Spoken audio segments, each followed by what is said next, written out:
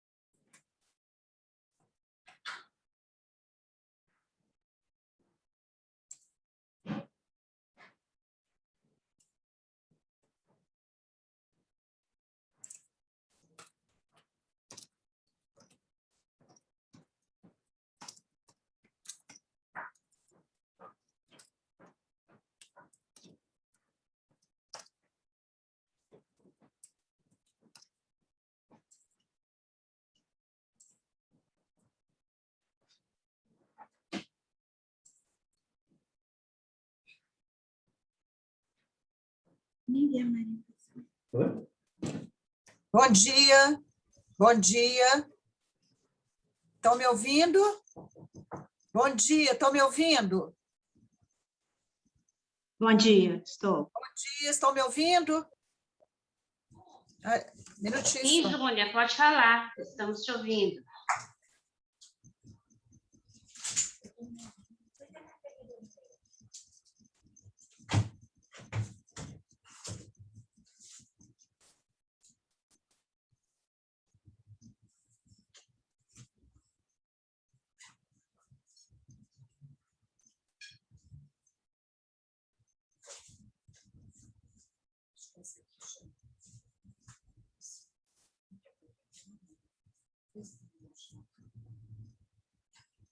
A Gaga já está sabendo, tá? Não, tá sozinha.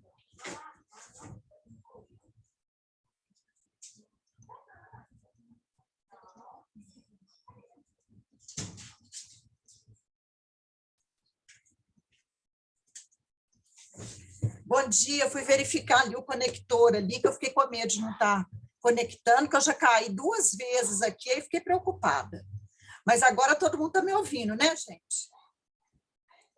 Estão ouvindo? Faz assim, Beth, faz assim para mim, está ouvindo? Legal. Cristina, prazer. Silvia, que bom estar aqui com você, né, nesse nosso encontro. E deixa eu só receber o ok aqui, de vez em quando eu dou umas baixadinhas assim, é porque eu estou olhando aqui, Elaine, Zanola, já está aí também, que coisa boa, né? Deixa eu só receber o ok aqui. Bom, então vamos lá. hoje, né, nós estamos aqui, queria começar agradecendo muito, porque essa live é uma parceria da Comissão do Trabalho, né, da Psicologia Organizacional e do Trabalho, aí do Conselho, do CRP, junto com a nossa comissão, que é a comissão aqui da Comissão Hospitalar, né? Então, eu queria muito agradecer essa parceria, ao convite que nos foi feito, né, pela nossa Elizabeth Lacerda, que, de Juiz de Fora, que está dentro dessa comissão, coordenada pela Elza. Então, eu penso que vai ser um trabalho muito, muito rico para a gente poder discutir, né, todo esse evento. Eu queria falar para vocês um pouquinho e me descrever como que eu estou, porque as nossas convidadas também vão fazer da mesma forma que eu estou colocando, né? Eu sou loura, né?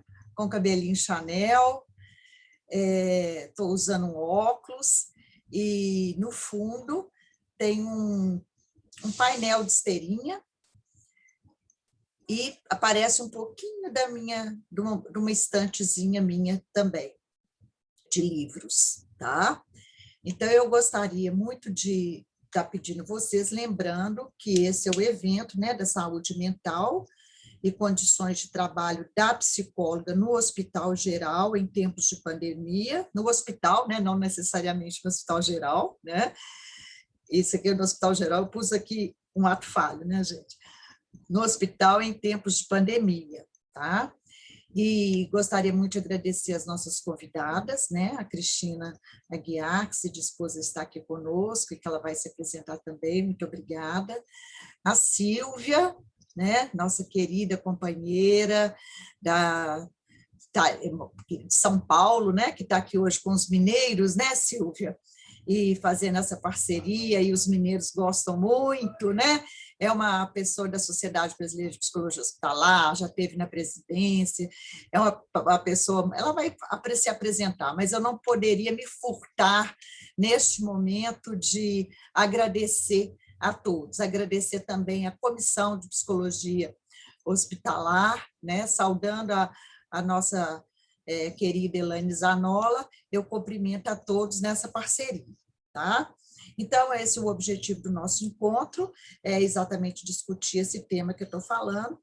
Cada um dos participantes, né, vai ter 20 minutos para estar falando, né, e ao final dessas explanações, nós vamos também ter o espaço para as dúvidas e as questões da plateia, né, que vão estar sendo organizados em blocos de 3 a 4 falas, tá? E aí, todo mundo que tiver algum comentário para fazer, por favor, mande para o conselho através aí do chat, né? Pode estar fazendo o contato, né? E eu gostaria de começar esse evento hoje passando um vídeo bem curtinho, mas é um vídeo muito especial que eu queria fazer,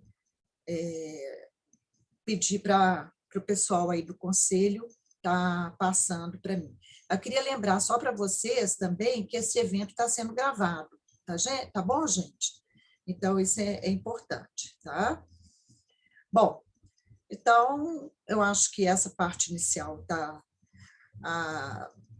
o compromisso, né, do Conselho Regional de Minas Gerais é construir sempre junto com a categoria propostas, né, para as questões que têm emergido todos os dias nesse contexto da pandemia. Né? Estamos atravessando uma crise sem precedentes e sabemos do potencial que a psicologia tem para contribuir com a sociedade nesse momento. É importante, né, a gente pensar que a melhor maneira da gente estar também contribuindo, nós psicólogos, é fazer esse tipo de trabalho que estamos fazendo aqui, né? Também eu gostaria de solicitar, quem ainda não está seguindo o Conselho Regional de Minas Gerais nas redes sociais, né, que faça isso, né, através do www.crpmg.org.br/coronavírus, né, porque lá seguindo, né, o CRP nas redes sociais e acompanhando esse site específico, né, que foi criado para reunir conteúdos recentes sobre a atuação do psicólogo nesse contexto da pandemia, tá? Então, eu acho que aí vocês também vão poder estar acompanhando isso.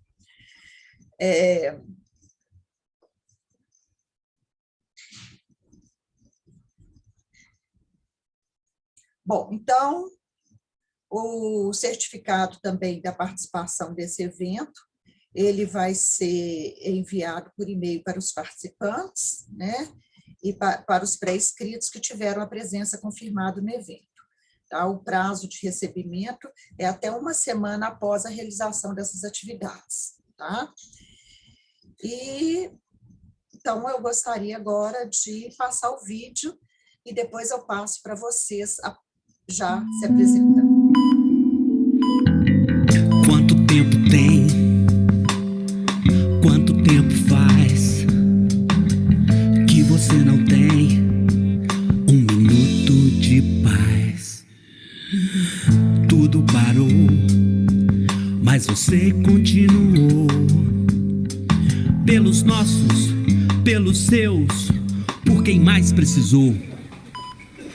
E mesmo com medo, você vai pra linha de frente e enfrentar o caos. Cuidar da mente, dá forças pra gente. Só quem sofre entende o quanto você é essencial.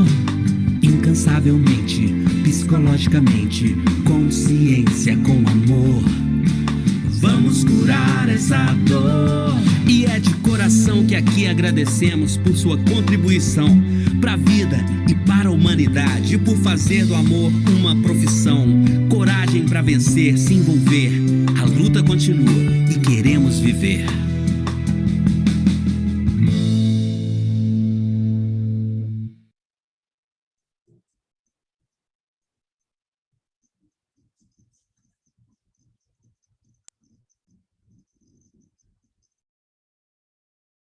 Bom, então, com esse vídeo, né, o Conselho Regional de Psicologia, o Conselho Federal de Psicologia, saúdo a todos os psicólogos aí que estão na frente, né, desse trabalho aí, e também em nome da Comissão de Psicologia Hospitalar, tá?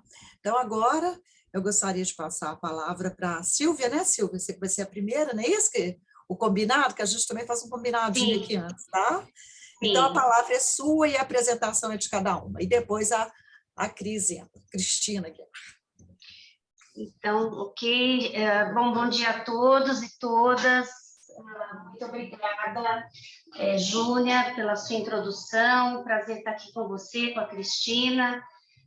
Muito obrigada, Elaine, pelo convite, né, que você que contatou comigo para estar aqui. Agradeço também a todos aí do Conselho Regional de Psicologia aí de Minas Gerais, e para mim é um prazer estar aqui. Bom, eu vou falar que nem a Júnia, né? Eu sou a Silvia Cury, o pessoal me conhece mais por Silvia Cury. Estou aqui no hospital, hoje estou trabalhando, né? Estou aqui na minha sala, sou morena, uso óculos, meu cabelo é curtinho, aqui a minha sala é uma sala que não tem janelas, né? Uma coisa um pouco ruim, mas faz parte aqui do contexto. A gente tem uma dificuldade muito grande com espaço aqui dentro do HCOR, porque é tudo muito lotado, mas enfim. Eu sou psicóloga clínica e hospitalar, eu trabalho aqui no HCOR. Na verdade, estou fazendo de HCOR esse ano 42 anos de presença aqui. Comecei no 3º ano da faculdade, fui estagiária aqui dentro, depois é que eu fui contratada, e trabalho com os pacientes que abrangem aí a internação para cirurgia cardíaca, para outros tratamentos. Aqui é um hospital com foco em cardiologia, mas nós temos outras especialidades também. Já atuei, como já foi dito, na Sociedade Brasileira de Psicologia Hospitalar, sou sócia fundadora, participei junto com a Elaine em diretorias, trabalhamos juntas. Não posso deixar de falar da minha querida, da minha preciosa Marisa Decá, que foi uma pessoa importantíssima para a sociedade e para a psicologia hospitalar. Minha homenagem aqui a ela, por isso eu tenho um prazer muito grande de falar para vocês, mineiros. Tenho uma amizade muito próxima aí com vocês todos, pelo carinho que eu tenho por vocês e por Minas Gerais e Belo Horizonte, principalmente, que é o que eu mais conheço. Enfim, também coordeno o curso aqui de residência multiprofissional e esse ano eu comecei, eu fui, vamos dizer assim, ganhei aí uma promoção no sentido de cuidar também da saúde mental dos funcionários. Então, hoje eu sou gerente de saúde mental do hospital como um todo, tanto da área hospitalar como da área de funcionários aqui nossos, né, da área da saúde. E eu queria falar um pouquinho, né, acho que a gente já vem trabalhando, mesmo quando eu não era oficialmente psicóloga, que fazia, assim, parte diretamente da saúde mental, mas nós já vínhamos junto com a área de gestão de pessoas, ajudando em vários setores, principalmente porque antes da pandemia, esses 2 últimos anos antes da pandemia, os funcionários começaram novamente, ou começou a ficar, enfim, mais exacerbada a questão de burnout. Houve muitas discussões a respeito disso, eu fiz várias participações em discussões e palestras sobre a questão do burnout para profissionais da saúde, e o ano passado, então, começamos aí com a pandemia, né? Quando eu acabei indo para casa de home office, porque sou de fator de risco, né? Pela idade, por ter hipertensão, enfim, eu achei que eu ia para casa no dia 15 de março, mais ou menos, e no final de março, começo de abril, eu estaria de volta ao hospital e tudo estaria resolvido, né? Doce ilusão. Então, começou a cada vez mais ficar complicado, e acho que a gente tem que trazer um panorama muito interessante que nós vivenciamos aqui. No começo, nós não sabíamos de absolutamente nada, né? Então, nós tivemos que depois construir todo um material que depois, se alguém tiver interesse, nós podemos compartilhar, que é um manual que o hospital construiu de todas as áreas, não só dos cuidados que nós tínhamos que ter em relação a nós mesmos, mas em relação ao cuidado do paciente, o que a psicologia desenvolveu. E, de repente, assim, o nosso hospital ele se transformou de um hospital de cardiologia num hospital de Covid, né? Se eu disser para vocês que em abril não tinha um paciente de cardiologia praticamente internado no hospital, era assustador, né? E nós não sabíamos direito o que fazer. Então, assim, usa máscara, não usa máscara, põe avental, não põe avental, entra paramentado, não entra. A gente teve que passar por todo um aprendizado, né? Eram feitas reuniões diárias com o nosso CEO, que tinha recém-chegado aqui ao hospital, fazia 3 meses que ele estava aqui, e juntamos toda a equipe de gestores do hospital para poder trabalhar nisso. E eu comecei a receber, antes de sair para home office, vários chamados, né, de setores que começaram a entrar em pânico. Então, um dos setores foi o pessoal do laboratório.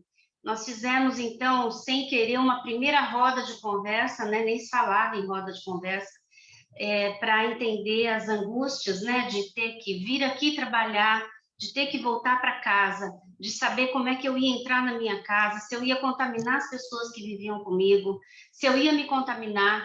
Daí eu tinha que atender um paciente que estava ali no andar normal, mas aí eu tinha que ir para uma área de Covid, porque aí o hospital imediatamente separou as áreas de Covid e não Covid. Mas aí eu tinha que sair da área de Covid para ir num outro andar, mas será que eu não ia contaminar outras pessoas? Então, tivemos que fazer toda essa reorganização. Alguns funcionários começaram a ficar extremamente apavorados em relação a voltar para casa. O hospital, por um bom período de tempo, o ano passado, fez um contrato aqui com um hotel aqui perto e muitos funcionários dormiam no hotel para não voltarem para suas casas. E aí, quando eu já estava em casa, eu passei a dar um suporte, porque eu não podia estar aqui de perto, na linha de frente, só o meu pessoal. Eu tenho uma equipe de 10, 12 pessoas, mais 5 residentes. Eles tinham que dar esse suporte aqui. Diariamente, gente, era uma constante mudança. Todo dia, alguma coisa, alguma orientação mudava. Então, uma das primeiras coisas que acho que todos nós tivemos que lidar foi com a perda de referenciais, né? Cada dia era diferente do outro. Cada dia tinha uma angústia diferente, cada dia tinha um medo diferente. Antes de eu ir embora, né, para casa, eu via no rostinho dos meus funcionários um medo muito grande. E eu tendo que pedir para eles, vocês vão ter que estar lá, né? E aquilo para mim foi muito difícil, foi muito mais difícil eu ficar em casa e deixar eles aqui, né? Eu procurava fazer reunião com eles quase todos os dias. Eu fazia questão de entrar em todas as reuniões online. Tivemos que aprender a usar esse recurso que nós estamos usando hoje do Zoom, né? E tivemos que reaprender muitas coisas. Eu, por exemplo, do meu ponto de vista, eu tive que reaprender uma coisa que para mim foi difícil, trabalhar de casa e, ao mesmo tempo, cuidar da minha casa, né? Tinha hora que eu não sabia se eu fazia comida ou se eu ia para reunião do hospital, aí às vezes eu fazia comida fazendo reunião. Assim, é angustiante você ter que reaprender e reposicionar todo um estilo de vida, né? Uma rotina de vida, isso por si só já é difícil. E atendia funcionários que ligavam para mim, que direcionavam para mim, angustiados, chorando, que não podiam estar com as suas famílias, que viam o filho só de longe, só podiam dar tchau, e a criança chorava, e eles choravam do outro lado, que eles não sabiam se iam se contaminar, e isso inclusive com a nossa equipe, né? Nós aí começamos a ter algumas orientações, tanto dos nossos conselhos, né, como também da nossa sociedade, de como nós deveríamos proceder, e aí acho que veio um dos primeiros desafios da psicologia. Nós tivemos que reposicionar toda a nossa forma de atendimento dentro do hospital. Nós tínhamos que atender inicialmente à distância, pelo menos nesse primeiro momento. Isso para nós era bem complicado, porque eventualmente nós tínhamos autorização de atender online, mas atender por telefone em situações que isso não era possível, não era o nosso hábito, mas tivemos que em algumas ocasiões fazer isso. Não tínhamos certeza que esse era o melhor tipo de abordagem para o paciente, a gente ficava extremamente inseguro em relação a essas questões. Com o passar do tempo e com a forma mais segura de poder trabalhar com esses pacientes, nós passamos a nos paramentar e a entrar no atendimento presencial. O Rafael, que é o nosso psicólogo da UTI, atendeu presencialmente desde a primeira semana, praticamente, com toda a paramentação. E aí aquela outra situação para nós difícil, né?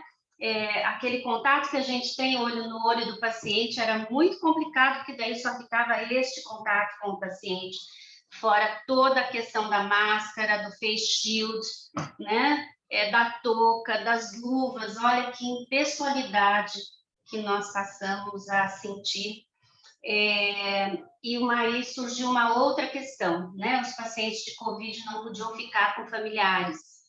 Criamos aqui dentro do hospital o CAF, que é o Centro de Acolhimento à Família. Tinha um 0800 que tem até hoje, que você podia discar um dígito, o outro dígito era para informações de Covid, e nós passamos a atender todas essas famílias através desses 0800, direcionando os atendimentos e passando, a partir de abril, a instituir a televisita para os pacientes de unidades de internação, que não tinham como fazer a visita virtual pelo seu aparelho, e principalmente na UTI, através dos tablets. A primeira televisita que nós fizemos aqui, para um leito de UTI, onde o paciente conversou com o seu familiar, viu o seu pet de estimação, foi uma comoção na UTI, todo mundo parou para ver de longe, claro. Para nós isso também acabava sendo muito impactante. Hoje nós fazemos uma média de 10 a 12 televisitas ainda diariamente, o nosso hospital continua cheio, vem aumentando novamente essa semana. É previsível uma terceira onda, isso nos assusta muito, né? E agora estão dizendo que a gente não precisa usar máscara, né, gente? Então, isso é assustador, né? como se quem já tivesse batido o carro não precisa mais usar cinto de segurança, quem já teve câncer não precisa mais parar de fumar, que já teve câncer, então quem já teve Covid ou já tomou vacina não precisa usar máscara, sem comentários, né? Não vou nem comentar porque eu fico extremamente irritada com esse tipo de situação. Então, eu queria que as pessoas que falam essas coisas viessem aqui vivenciar o que a gente vivencia todos os dias, de forma muito angustiante, né? E nós, enquanto psicólogos, pudemos e estamos levando o nosso acolhimento, nossa palavra, não só para o paciente, como para as famílias. As famílias passaram a ficar também muito agressivas. Vocês não têm ideia de como as pessoas andam, assim, vamos dizer assim, como a gente costuma falar no popular, com o nervo à flor da pele, né? Qualquer pequena coisa já é um estopim para muitas coisas, né? E esse acolhimento nós temos que estar trabalhando no nosso dia a dia e ainda trabalhar com a nossa equipe, né? Juntamente com a gestão de pessoas, para que isso possa ter uma escuta bem diferenciada nesse sentido, né? Então, o RH nossa gestão de pessoas já vem trabalhando há mais de um ano. Nós temos aqui dentro instituído um formato de atendimento para os nossos funcionários, no modelo da atenção primária. Cada pessoa tem o seu médico específico, que já lhe conhece, e nós também instituímos aí um programa muito grande de saúde mental, com parcerias externas para manutenção desse programa. Temos hoje 3 psicólogos que atuam na área de gestão de pessoas, fazendo atendimento de psicoterapia breve para essas pessoas que necessitam. E não preciso dizer o quanto que eclodiu de problemas, né, que talvez pelo gatilho da própria questão da pandemia trouxe aí para fora, para nós termos que lidar, então, com essas situações, mais toda a questão e o medo que essa pandemia nos traz a cada dia que passa, com novidades, né, que vêm a cada dia. Então, eu acho que uma das coisas que nós também percebemos foi o quanto a psicologia e a psicologia hospitalar passou a ter um olhar diferente das pessoas de fora, né, da gente, com uma valorização muito maior do que a gente vinha tendo. Eu até costumo dizer, né, que sempre de uma situação ruim tem alguma coisa positiva. Eu acho que uma das coisas positivas da pandemia para nós foi esse olhar diferenciado, que acho que de uma certa forma, finalmente, muitas pessoas passaram a enxergar o valor do psicólogo, não só fora do hospital, mas dentro das instituições de saúde como um todo. E é uma coisa que nós temos que assumir, esse valor que nos tem sido dado, né, nesse contexto. Aqui a psicologia é extremamente bem fundamentada, bem instituída, mas com certeza o olhar passou a ser muito mais diferenciado hoje em dia, principalmente no que diz respeito à questão da saúde mental como um todo, né? O quanto isso é importante, e lembrando, né, gente, que nós também somos equipe e que nós também sofremos situações que nos acometem do ponto de vista emocional. Fora essa questão da televisita, por exemplo, nós trabalhamos também situações de luto com esses pacientes que estão em UTI muito graves. Às vezes, utilizamos a televisita para fazer o reconhecimento de corpo, porque o familiar ele não pode entrar, e a partir do momento que o familiar tem um paciente que falece de Covid, ele não tem nem acesso ao corpo. É um luto que tem que ser vivenciado de uma forma diferente, né? Que ele não pode tocar, que ele não pode se despedir, que ele não pode chorar, né? O seu ente querido que ele perdeu, ele não pode nem vivenciar esses últimos momentos com ele. Isso, eu falo tudo isso, eu fico até arrepiada, né, do sofrimento que a gente vivencia junto com essas famílias e com esses pacientes, né, despedidas que são feitas, ligações que nós temos que fazer da UTI porque o paciente vai ser entubado e ele quer se despedir da família porque ele tem uma percepção que talvez ele não volte mais, né? Então, é esse o nosso contexto. Eu acho que a saúde, essa questão toda da saúde mental, ela vai repercutir, né, daqui para frente, nesses próximos anos. Outro dia, há pouco tempo, o nosso CEO me mandou uma reportagem muito interessante dizendo que não haveria psicólogos e psiquiatras suficientes daqui para frente para dar conta de todas as consequências que essa pandemia vai trazer do ponto de vista emocional. Então, de fato, é uma situação que hoje nós vivenciamos muito difícil, mas também eu acho que é uma situação que nos trouxe, como eu falei, aprendizados e avanços para a psicologia. Eu acho que o psicólogo, nesse último ano, aprendeu tanta coisa, inovou tanta coisa nesse contexto, que talvez isso não acontecesse em muitos anos, né? E quando a gente fala de psicólogo em hospital, principalmente aí eu vou falar da área que eu conheço mais, a gente tem que... Eu estou olhando aqui o meu tempo, tá, gente? Porque eu tenho 20 minutos, estou me policiando, porque quando eu começo a falar, eu falo bastante, tem que tomar cuidado, me empolgo, né? Uma coisa importantíssima é que nós temos que, além de sermos psicólogos nas instituições, nós temos que nos dar conta de questões de gestão, de questões de processos de trabalho, de questões de segurança do paciente, segurança, inclusive, do nosso funcionário. Então, como aqui é um hospital acreditado pela JCI, pela Joint Commission, nós temos protocolos, que nós trabalhamos em cima de protocolos, que nós revemos processos, que nós revemos a nossa atuação em rotinas, para viabilizar melhor e para ter certeza que o nosso trabalho vai ser feito da melhor forma possível, tanto do ponto de vista para o paciente como para nós, equipe.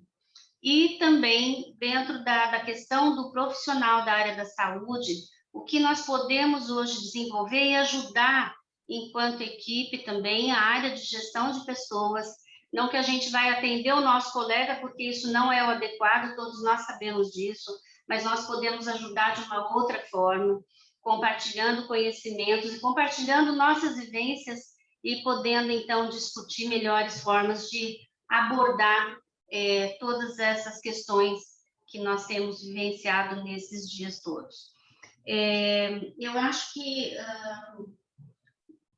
dentro dessas ações aí de cuidado que nós temos, então, proporcionando para os nossos funcionários, nós temos, então, a psicologia que vai fazer a psicoterapia breve de 12 sessões, temos encaminhamentos com rede de parceiros, temos um acolhimento dessas questões todas, que funciona 24 horas por dia, 7 dias por semana, com empresas que são capacitadas para isso.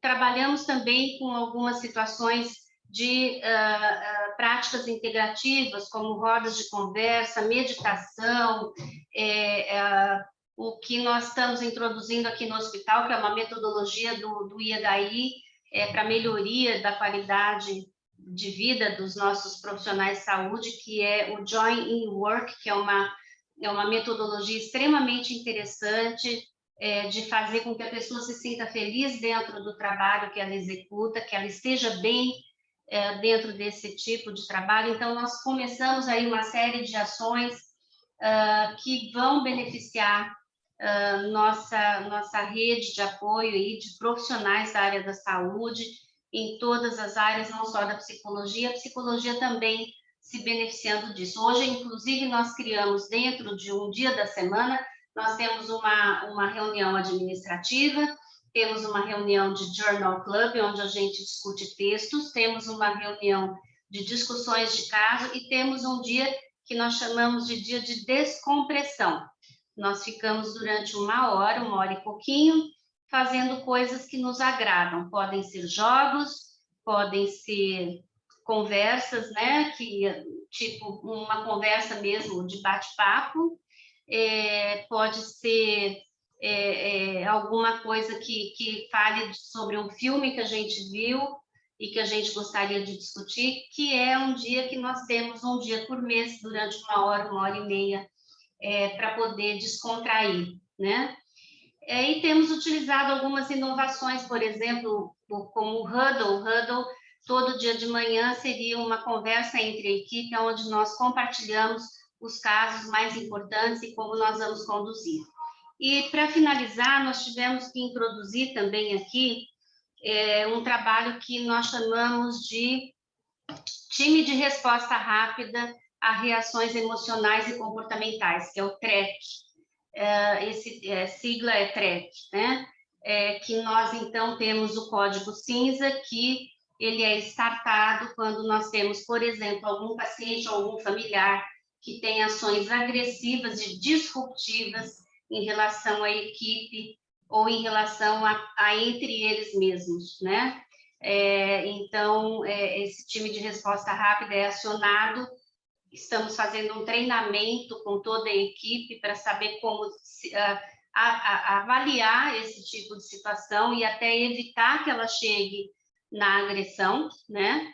E a partir daí poder trabalhar com essa situação. Um profissional agredido tem que ser cuidado enquanto segunda vítima naquela situação. Temos que abordar o paciente e temos que abordar esse profissional e essa equipe. Então, esse é um trabalho muito recente que nós instituímos para também fazer esse acolhimento da nossa equipe como um todo. Bom, gente, eu poderia ficar aqui falando muito tempo com vocês, eu já passei aí 3 minutos do meu tempo, peço desculpas, mas vou deixar também agora a Cristina, que vai trazer uma contextualização sobre essa questão, e depois, no final, como vai ser aberto para perguntas, eu fico à disposição para conversar com vocês. Muito obrigada, viu? Um prazer estar aqui. Muito obrigada, Silvia, por você ter dividido conosco essa sua experiência e é compartilhando mesmo que a gente vai, né? Vamos agora ouvir a Cristina Aguiar, né? Que ela também vai seguir o mesmo protocolo, se apresentando, e depois a gente faz os blocos de perguntas, ok? Com você, Cris. Obrigada, Júnia. Bom dia a todos. Estou feliz de estar aqui com vocês hoje, de ter essa oportunidade da gente estar elaborando, né, algo da nossa prática, pensando sobre isso e falando, principalmente. Acho que o falar sobre a clínica é essencial, porque a gente trabalha com esse material que é a palavra, né? Então, queria realmente agradecer ao CRP, a Elaine Zabola, a Júnia, a Silvia por esse relato maravilhoso, riquíssimo, né? Essa atuação tão consequente, tão bem estruturada, exemplo, eu acho que nós podemos colher daí muitas diretrizes, né, para a atuação do psicólogo. E queria falar, então, sobre mim. Eu sou filha de um homem negro com uma mulher branca, e tenho esse resultado aqui, que é uma mulher morena clara, cabelos castanhos escuros, iluminada. E hoje eu estou na sala da minha casa, uma copa, bem arejada, tem uma porta de vidro, atrás de mim há um quadro, e estou vestindo uma roupa preta.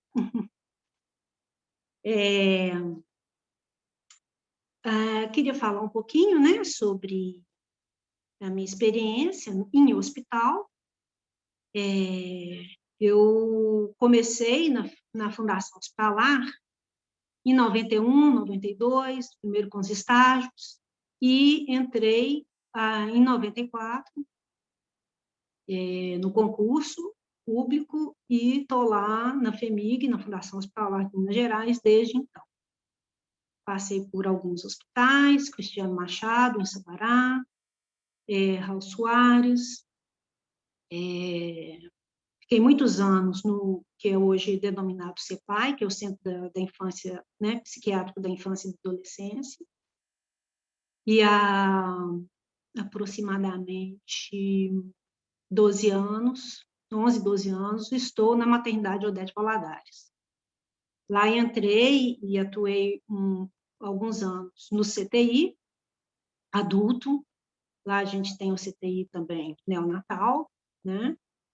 E hoje eu trabalho numa equipe que atende mulheres vítimas de violência sexual. É uma equipe com profissionais incríveis. Eu me sinto privilegiada trabalhando com essas pessoas. São pessoas muito experientes, com uma causa extremamente importante e que, em tempos de Covid,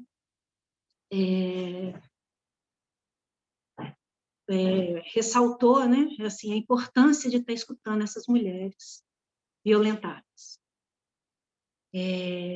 Hoje eu queria trazer, né, eu colhi algumas referências que eu tenho lido durante a pandemia, tenho trabalhado já há algum tempo, queria inclusive apresentar para vocês esse livro do Zizek, né? É um livro bacana da gente ter, eu acho que muita gente deve ter já lido, que é A Pandemia, o Covid-19 e a Reinvenção do Comunismo. É uma boa referência para a gente ler. Aqui ele fala muito, inclusive, sobre a saúde mental. Essa é uma coletânea da Escola Letra Freudiana, chama-se O Campo do Gozo. Aqui tem um texto de Eduardo Vidal, muito bom. Ele fala sobre o ciframento do gozo.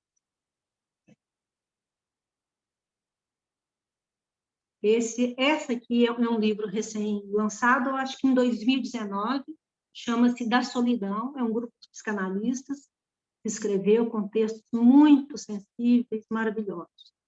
Dessa vez eu trabalhei um texto da Auxiliadora Bahia.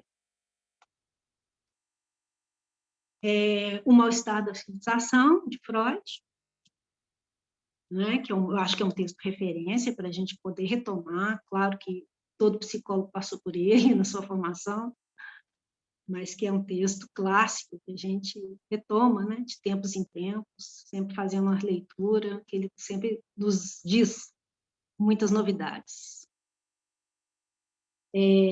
Esse é um livro que eu tenho gostado demais, que é Antígona e a Ética Trágica da Psicanálise. Parece que é a partir de uma tese de doutorado, da Ingrid Borsari. E, enfim, esse livro é um seminário de Lacan sobre a ética da psicanálise, que é o livro 7. Muito bom. Bom, então vamos começar aí com algumas coisas que eu pincelei desses livros, né? E pensando também nessa praxis que é a nossa do dia a dia. A primeira questão que me surgiu quanto à clínica era se ela subsistiria em tempos de um vírus tão devastador. Eu realmente me coloquei, estou colocando aqui para vocês, porque essa foi a minha angústia enquanto psicóloga, né, como psicanalista. Eu acho importante trazer.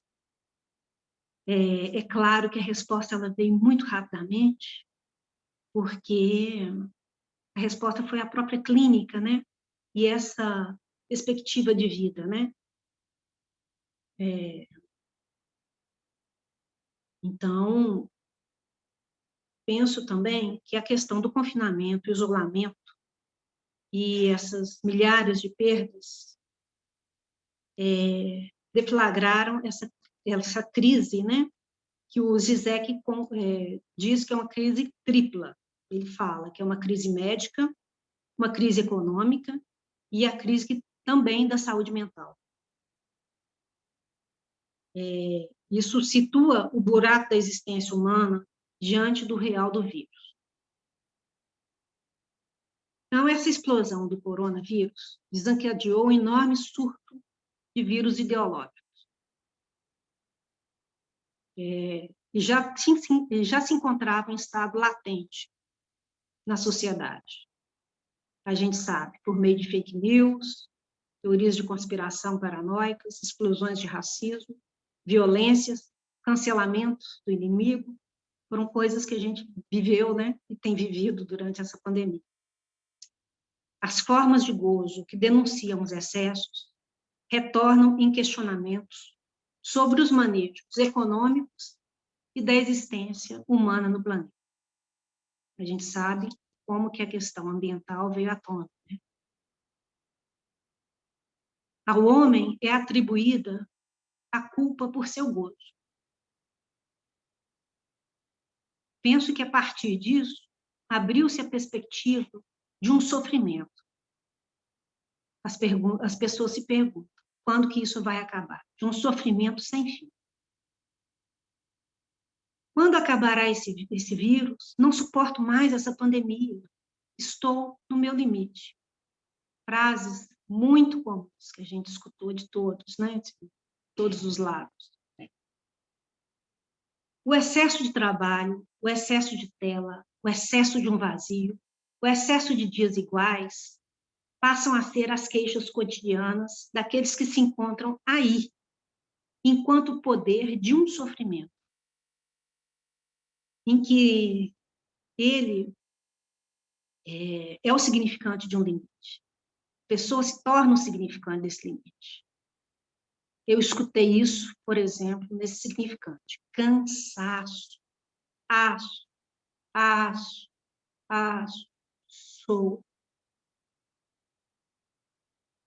Não dou conta disso, conta disso.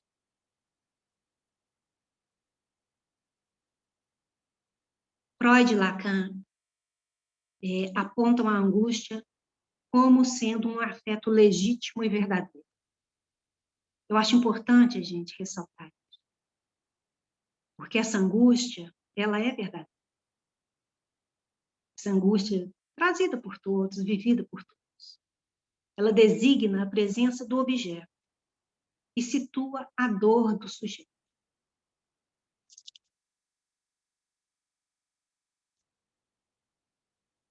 Considero importante relembrar o Freud, nesse texto clássico, Luto e Melancolia, que mesmo sendo uma referência pela qual certamente todos os psicólogos já passaram, é um dos temas centrais da pandemia, onde é bom lembrar que antes de se chegar à exaustão, burnout, há uma queima na origem da dor. Em Luto e Melancolia, Freud situa o sujeito em relação ao objeto perdido. O melancólico sendo aquele que mais se aproxima da verdade, que constitui o sujeito. O melancólico se identifica com esse nada. Alguns dizem, eu sou um merda. Freud diz que ele está mais próximo da verdade de todos nós. Ele se identifica exatamente com aquilo que no outro falta. É o nada. E se coloca como resto do desejo do outro. Esse nada fica como uma marca aí para esse sujeito. Ele pode vir a cair doente, né? Desse abismo inominável da perda original. Já o sujeito depressivo, diferentemente do melancólico, ele delimita a causa da sua dor. É aquele que se queixa do mundo, ele se entristece, às vezes ele se exalta, às vezes se torna agressivo. Quando confrontado à sua perda, né? Todos nós, forçados a um certo limite, isso provoca alguma resposta, não é? Então, o depressivo, diante dessa perda, que o remete ao primeiro objeto extraído, né, do desejo, ele pode se relançar uma nova busca desses objetos e ele acredita lhe trazer a felicidade de volta.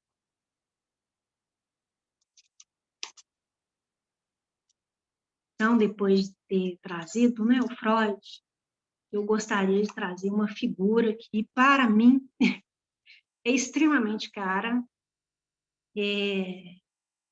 me causa um certo fascínio, que é a tragédia de Antígona. Eu acho que é muito importante a gente pensar nessa tragédia, nesse contexto da pandemia.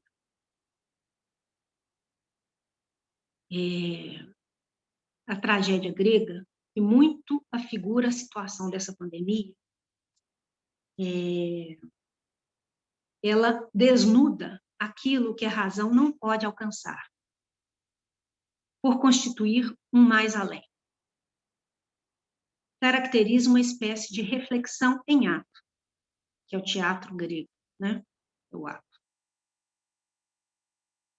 Então, Antígona pertence à trilogia tebana, sequência de Édipo Rei, e ela diz, né, a sua história, que após a partida de Édipo para o exílio, os seus 4 filhos revezariam o governo de Tebas.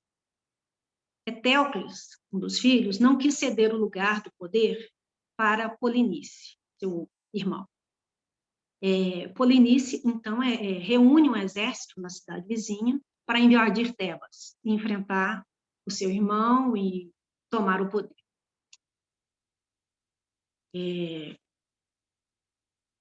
Os dois acabam se matando, e com isso o tio Creonte, ele assume o poder e estabelece que o corpo de Polinice, diferente de Etéocles, não receberia as honrarias tradicionais dos funerais, uma vez que ele lutou contra a pátria.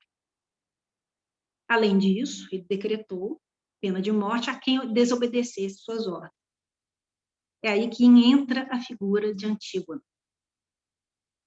Ela considerou esse procedimento arbitrário por parte de Creonte, seu tio, pois não respeitava as leis naturais mais antigas ou divinas, que estabeleciam que todo homem deveria ter seu devido sepultamento, respeitando os rituais de passagem. Eu acho fantástico isso, porque traz à tona essa questão do sepultamento atualmente, né, na pandemia. Eu gostaria de destacar esse ponto da filia e do laço social trágico. No caso de Antígona, a filia, laço que une os seus, que a une aos seus, é um laço tecido pela morte. Para além de um laço consanguíneo, a atitude de Antígona testemunha compaixão para com aquele que, como ela, é mortal. É também mortal. Filia significa pessoa ou coisa amada e próxima. E nos remete, né, às definições lá de Freud sobre luto e melancolia. Antígona não pode agir de outro modo como heroína trágica. Ela deve agir. Ela se vê determinada por uma dimensão que a ultrapassa, esse dever ético. É uma dimensão ética, né? O sujeito deve advir aí, responsabilizando-se ali, onde o desejo inconsciente constrange. O campo ético articulado ao dever é o campo ético articulado a um dever. Antígona faz apelo a uma anterioridade, que a gente diz que são as leis do céu, né? Que funda uma cadeia de significantes. Não era a lei escrita de Creonte. Aí há uma contraposição, né, dessa lei escrita e dessa dimensão ética, dessa lei ética, né? Ela segue a ordem das palavras, pois tudo que pode ser dito só pode ser dito com palavras. E aí eu também ressalto a importância desse trabalho da escuta, né? Que é o nosso, insisto, né? Que a matéria do nosso trabalho é a palavra. Na sua posição inflexível, Antígona se situa além de todo bem e além de todo mal. E seu apelo visa manter o valor de ser, do seu irmão. A essência do trágico é, segundo Lacan, essa pureza, essa separação do ser de todas as características do drama histórico que ela atravessou. É justamente o limite em torno do qual Antígona se mantém. Isso é um corte. Esse corte, Antígona o encarna. Impõe-se a ela fazer valer aquilo que, por não estar escrito, funda a ordem significante, ainda que ao preço de sua perda, porque ela morre, né? O ato de Antígona advém desse vazio da terra, da morte que traga tudo que é vil. Puro real em torno do qual a filia faz seu contorno simbólico. O ato da filha de Édipo, Lacan a elege como paradigma da posição do sujeito frente ao desejo. Seu ato é em perda, dimensão pela qual a injunção do desejo se inscreve, pontual e fugazmente a cada vez.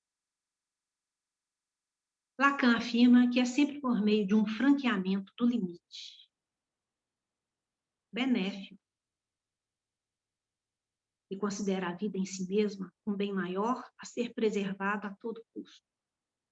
É nesse franqueamento do limite que o sujeito faz a experiência do seu desejo. Assim, encerro dizendo, né, dessa escuta. Escuto na gramática particular a um sujeito a seguinte enunciação. Depois do cansaço de tanta gente morta, estou trabalhando na gestão da vacinação. É essa a minha contribuição. Eu espero que dê para a gente pensar um pouco.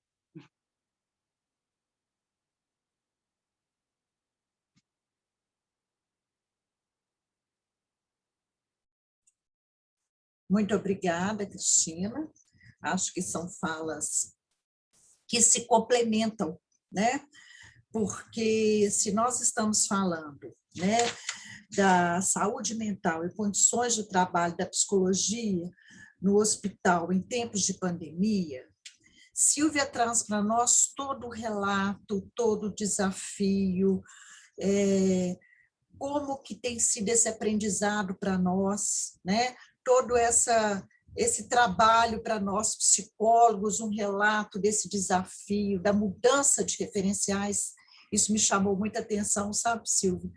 E esse medo, né, de estar trabalhando, né, essa questão nossa do home office, de ter que aprender isso também, é como a gente sempre fala aqui no Conselho, nós estamos trocando pneu com o carro andando, né? Então, a gente vai aprendendo com os colegas, com os parceiros, nas nossas lives, né? E vocês, é claro, viu, Silvia, que eu vou querer esse manual, que vocês produziram lá no hospital, né, na sua equipe, manda para nós, que a gente vai divulgar aqui também, é muito importante, nós temos também essa pasta lá da nossa comissão, né? E eu acho que é muito importante, né, ver reposicionando a forma do atendimento. A questão das psicoterapias breves, todo esse esforço desse trabalho, né? Uma questão que me chamou a atenção também, Silvia, que você fala, é a questão a importância de estar junto o administrativo, o gestor, né? E os trabalhadores, né, da saúde, porque não adianta se ter algo que não seja construído nesse coletivo, né? E essa sensibilidade o gestor precisa de ter, né? Eu também, a gente estava conversando muito aqui, porque às vezes a gente sempre é solicitado para estar colocando questões de condições de trabalho, o sindicato dos psicólogos faz uma parceria maravilhosa com a gente a respeito dessa questão das condições de trabalho, né? Porque chega para a gente muito, principalmente na comissão. Eu tenho até um contato muito estreito com o pessoal do sindicato, né, com a diretoria de lá, né,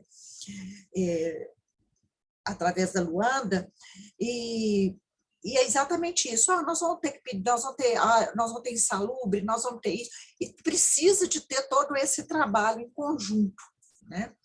E aí a gente escuta a fala da Cristina, né? Uma fala preciosa, onde ela aborda uma questão política da situação do que a gente está vivendo, né? Um olhar atravessado por questões que não podemos perder o nosso referencial do que tem nesse todo desse contexto. Tem uma demanda, mas tem uma outra demanda que a gente algo acontecendo, que é o que você chama dessa que você citou, né? Mas não é, eu entendi que é essa crise, né? Tríplice, né? Que é a médica, a econômica e a saúde mental, né? Então eu acho que quando você traz esses três contextos e aí você usa Antígona, né? Para dizer desse lugar que desrespeita, assim entre aspas, né? Aquilo que está sendo colocado nessa tragédia da Antígona, né? Quando ela vai lá, não, eu quero as honrarias, né? E assim, eu escutei um pouco assim, sabe, Cristina, depois eu estou falando um pouquinho, mas daqui a pouco já vou nas perguntas, mas é porque eu não posso me furtar também desses comentários, né? De pensar assim, nós também, psicólogos, tivemos, assim como Antígona, de ter que segurar firme e dizer assim, mesmo com as mudanças de referenciais, como Silvia colocou, não perder aquilo que é o nosso objeto, né? Que é a subjetividade, que é a dor, que é uma dor legítima, né? Assim como Antígona falou, não, eu quero enterrar meu pai com as honrarias, né? Então, nem que isso ela tenha que pagar com a morte, né? De depois ter sido enterrada viva, né? Mas assim, ela faz isso, né? Trabalhando todo esse contexto, né? Então eu achei muito bacana isso, muito complementar. Então eu agora vou ver aqui as nossas perguntas, já passando para o nosso segundo bloco, e lembrando, né, ver aqui o que elas mandaram para a gente.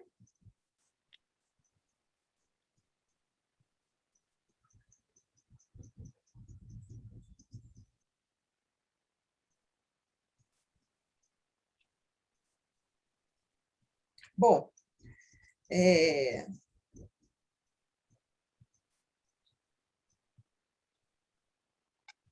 tem uma pergunta aqui, eu vou fazer nesse bloco de perguntas, tá?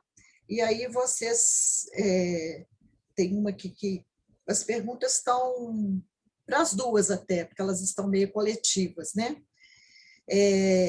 Os índices de contaminação psicólogo hospitalar nos hospitais em tempo de pandemia foi muito alto? Aí é uma pergunta para vocês, se vocês têm, se vocês sabem disso, né? O Lucas Alves pergunta. Aí a Nancy Rajão, uma parceira também nossa, manda uma pergunta para a Silvia. Silvia, quais os indicadores emocionais e comportamentais são considerados para acionar a equipe básica? Deu para entender, Silvia? Quer que eu repita? Deu para entender? Sim, deu sim.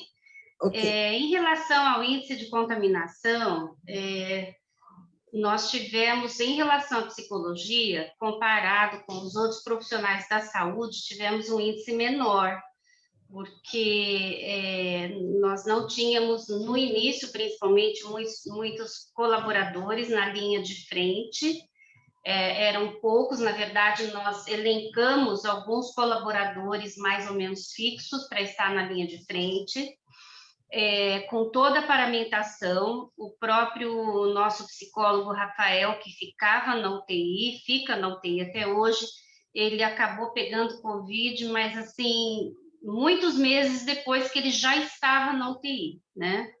Então, não foi de pronto que isso aconteceu. Então, nós tivemos em torno de 20%. Agora, no começo, o pessoal que fica mais na linha de frente, como enfermagem, fisioterapia, área médica, eles, assim, vários deles foram contaminados, vários, né? E eu sei disso porque, inclusive, eu ajudava muito assim, a acolher essas pessoas. Eu também ligava para essas pessoas contaminadas para saber como é que elas estavam. Muitos deles estavam, assim, emocionalmente extremamente com medo, muito abalados, né? Tivemos alguns funcionários internados aqui na casa, inclusive, mas inicialmente o pessoal da psicologia até que não teve um índice alto de contaminação, não. E aí, quando nós tivemos a primeira leva aí de vacina, foram, então, feitas as vacinas nos profissionais da linha de frente. Então, isso já deu uma grande segurada, vocês nem imaginam como isso já melhorou, tá? Eu não sei se a Cristina quer comentar alguma coisa em relação a isso. Eu gostaria muito de ter esse número, sabe? Acho que a gente ainda não tem isso, né? Nem sei se teremos por enquanto, porque fomos convocados, né, a uma atuação, e agora, né, no momento posterior, a gente pode elaborar mais sobre isso, né? Mas dos efeitos, eu acho, que inclusive teve a intervenção do CRP, que eu acho que foi importante, que foi o atendimento online, né? E que, inclusive, ocorreu dentro dos CTIs, né? Por meio da notícia, por meio de celulares, né? Porque isso evita um pouco essa circulação, né? E o psicólogo entrou aí, né? Fazendo essa mediação. Então, acho que foi menor, sim. Foi menor, né? Agora, é interessante porque eu escuto essa contaminação, né? Também de uma outra forma. Como é que se contamina? O que é que se contamina dessa identificação, né? Acho também importante a gente pensar nesse lado da identificação ao sofrimento do outro, que é o que eu também trago, né, ali hoje, através do Freud, e que, quando eu falo de Antígona, eu penso que aquele que escuta e que já passou pelo seu processo de análise ou está passando, ele já tem uma certa proteção em relação à angústia, justamente por trabalhar com isso, pela intimidade que ele tem. Então, essa é uma contaminação em que podemos dizer que, em termos estatísticos, talvez, né, aquele que já trabalha a sua própria saúde mental, ele se contamina menos, né, com essa doença. Que a gente vê que as pessoas estão realmente, né? Bom, nós temos uma pergunta aqui também, mais uma pergunta da Marcela Faria, que é para as duas também, tá? Como são feitos os prontuários psicológicos para pacientes internados por Covid? Júlia, antes de eu passar a responder essa pergunta, né, tem aquela segunda pergunta que você me fez sobre sim, os indicadores verdade. emocionais, Sim. a pessoa vai ficar sem resposta, né? Só para falar rapidamente sobre isso, senão acho que outras pessoas não vão entender, eles estão me perguntando isso em relação ao que eu falei do time de resposta rápida do Código Cinza. Esse time de resposta rápida, ele é formado basicamente, tem vamos dizer assim, uma comissão básica que é médico, enfermeira, psicólogo, alguém da área da segurança do trabalho, do SAC, e eu esqueci de colocar, tem sempre uma retaguarda da psiquiatria também, e aí nós formamos times menores, né, multiprofissionais, dentro das unidades de internação, e da UTI, da unidade coronariana também, que vão trabalhar para reconhecer alguma situação que possa vir se tornar um código cinza e acionar a gente quando necessário, tá? Então, basicamente, funciona assim. O que nós utilizamos para poder acionar essa equipe? Nós temos um código de classificação que chama-se Violence, né? Onde cada letra dessa palavra ela tem um significado e, basicamente, a gente observa comportamentos agressivos, falas agressivas, falas que partem da agressividade para falas de baixo calão e de uma agressão mais preconceituosa, que pode chegar na agressão também física, né? Então, ele tem alguns estágios que a gente vai pontuando e, a partir dessa pontuação, a gente tem o que a gente chama de pacote de ações, né? Para responder a cada situação elencada. Daí não dá para eu explicar muito detalhadamente, senão eu vou tomar muito tempo aí de vocês. Então, a gente tem aí como se fosse um código que a gente tem de avaliação, que é preenchido, inclusive, e a gente, então, starta a equipe do Código Cinza e já começa a tomar providências, enfim, a respeito disso, tá?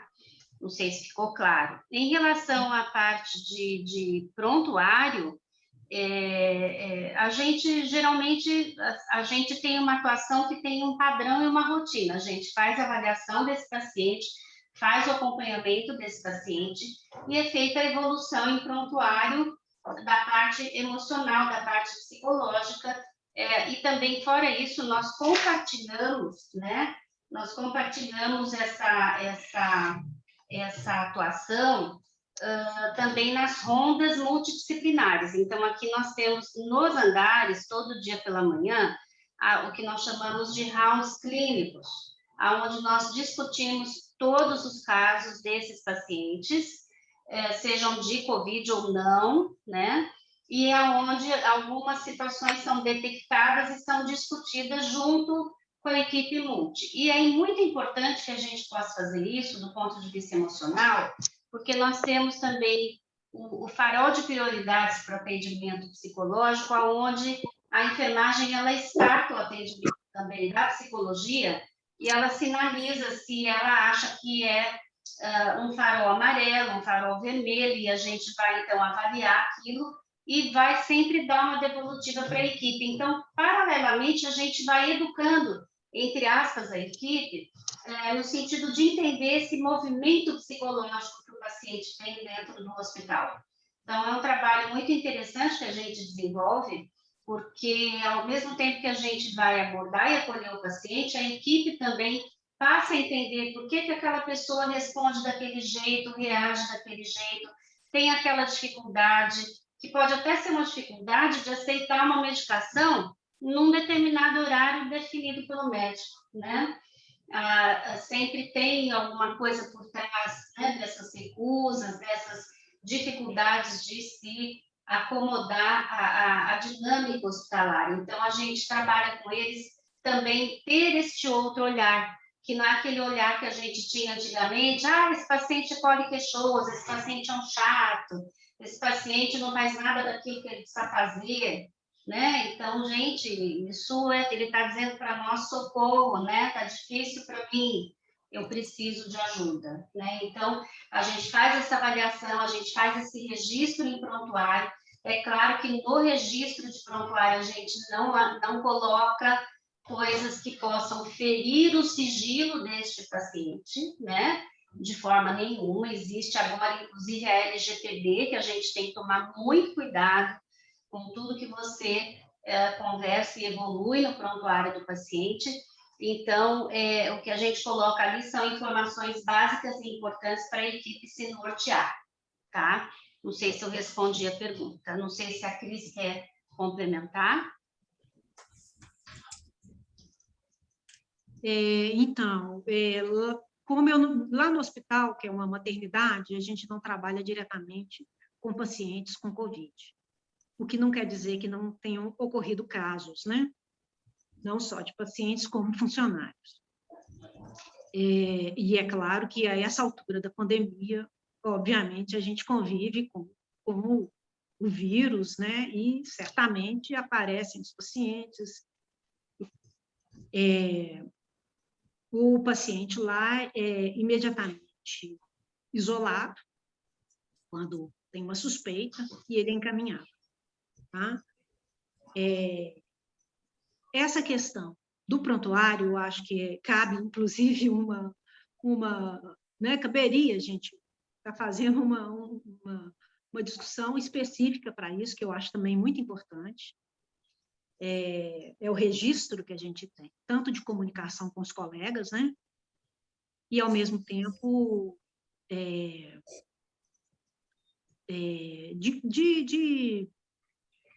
do próprio paciente. Né? O paciente ele tem direito a acessar seu prontuário. Né? Então, ao mesmo tempo, cabe ao profissional zelar, né, pela segurança e pela intimidade dessa pessoa que lhe confia, né? Confia ao psicólogo determinadas falas. Eu, como trabalho nessa equipe de pacientes vítimas de violência sexual, tem questões legais até, né, que a gente tem que se haver aí. Então, isso é um cuidado importante. Alguns registros têm que ser feitos, têm que estar ali colocados. Né? É claro que tem pacientes que adentram, né, numa psicoterapia, não são todos, e aí os registros já se tornam diferenciados, né? Mas, a princípio, para um contexto legal, a gente tem que registrar muitas coisas. Bom, eu também queria ressaltar que tem as resoluções do Conselho de... É uma pergunta também que a gente recebe constantemente, sabe, na nossa comissão.